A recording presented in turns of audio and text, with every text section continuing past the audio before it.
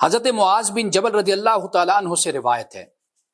ان معاذ بن جبل رضی اللہ عنہ قال لما بعث رسول اللہ صلی اللہ علیہ وسلم الى اليمن خرج مع رسول اللہ صلی اللہ علیہ وسلم یوصیہ ومعاذ راکب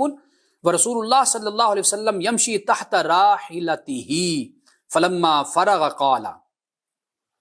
حضرت معاذ بن جبل روایت کرتے ہیں، کہتے ہیں رسول اللہ صلی اللہ علیہ وسلم نے مجھے یمن بھیجا، یعنی حاکم بنا کر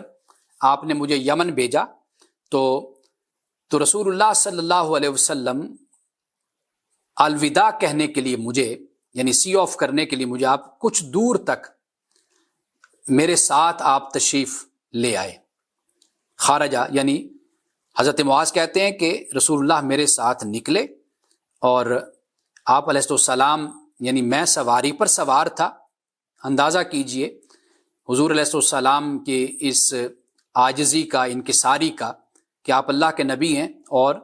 حضرت معاذ بن جبل سواری سے اترنا بھی چاہتے تھے، لیکن رسول اللہ نے ان کو منع فرمایا کہ نہیں، آپ سواری پر سوار رہیں۔ وہ معاذ راکب، حضرت معاذ سوار رہے، سواری پر تھے، اور رسول اللہ صلی اللہ علیہ وسلم یمشی تحت راحلتہ،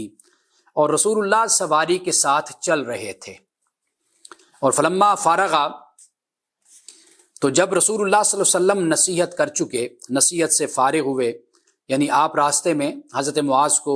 تلقین فرماتے رہے، نصیحت فرماتے رہے، اور جب نصیحت سے فارغ ہو گئے تو پھر کیا فرمایا؟ فرمایا یا معاذ، اے معاذ، انک عسى ان لا تلقانی بعد عامی ھذا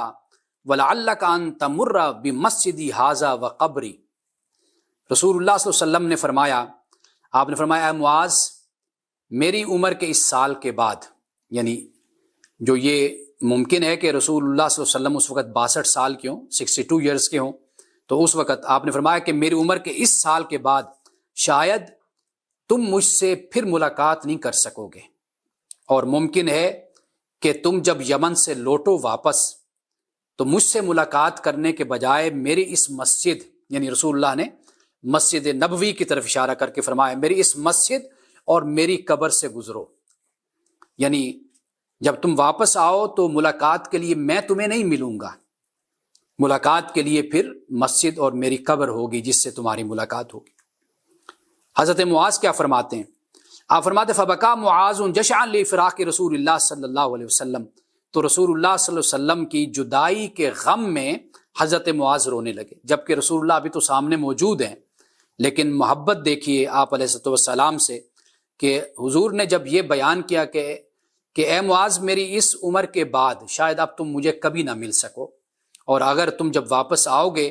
تو مجھ سے ملنے کے بجائے تمہاری ملاقات میری اس مسجد سے ہوگی اور میری قبر سے تم گزرو گے۔ تو جب حضرت معاذ رونے لگے تو رسول اللہ صلی اللہ علیہ وسلم نے اپنا چہرہ انور ثم التفت فاقبل بوجهه نحو المدینہ، تو رسول اللہ نے اپنا چہرہ معاذ سے پھیر کر مدینہ کی طرف کر لیا۔ ایک تو اس لیے کہ حضرت معاذ رو رہے تھے، تو روتے ہوئے رسول اللہ صلی اللہ علیہ وسلم نے ان کو نہیں دیکھا، یعنی اگر ایک انسان کے جذبات ہوتے ہیں تو وہ اپنے جذبات میں رو لے، تو ایک کیفیت انسان پر طاری ہوتی، تو رسول اللہ نے اس میں کوئی ایسی بات نہ فرمائی، یعنی ان کی طرف چہرہ نہیں، آپ نے اب چہرہ مبارک رکھا، آپ نے مدینے کی طرف چہرہ کر لیا۔ پھر کیا فرمایا؟ اب یہ الفاظ توجہ طلب ہیں آپ کے لیے، میرے لیے۔ فرمایا کہ ان اول الناس بالمتقون من کانوا وحیث کانوا،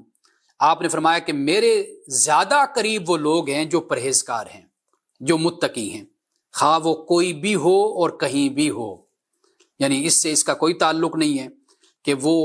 آیا کہ صرف عرب میں رہنے والا ہے، مکۃ المکرمہ میں رہتا ہے یا مدینہ المنورہ میں رہتا ہے، کہیں پر بھی رہتا ہے، وہ پاکستان میں ہے، وہ انڈیا میں ہے، وہ بنگلہ دیش میں ہے، وہ دنیا کے کسی بھی خطے میں رہتے، تو رسول اللہ نے تو بات ہی مکمل کر دی، اور آپ نے ہمیں سمجھا دی بات کہ آپ نے فرمایا ان اول الناس بالمتقون، کہ میرے قریب سب سے زیادہ وہ ہوگا کہ جو متقی ہوگا۔